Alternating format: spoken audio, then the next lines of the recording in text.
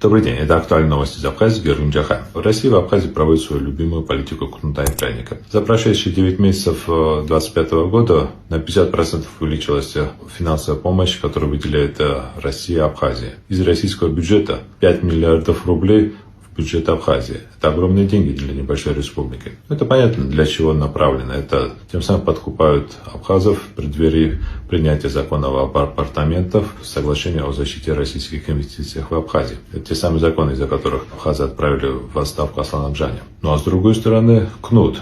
Россия объявляет иностранными агентами абхазских оппозиционеров, абхазских оппозиционных журналистов, лишает гражданства лидеров абхазской оппозиции.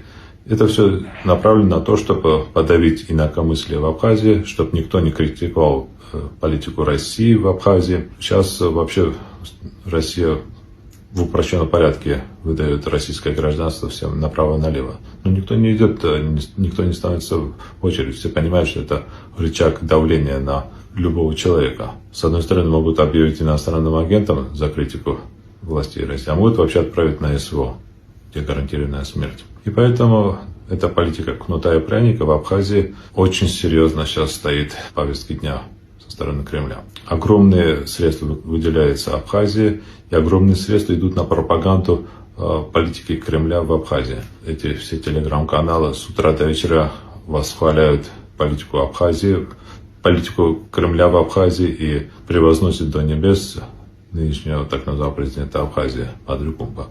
Он то сделал, он все сделал. На учениях был. Если посмотреть на эти телеграм-каналы, можно подумать, что в Абхазии все хорошо.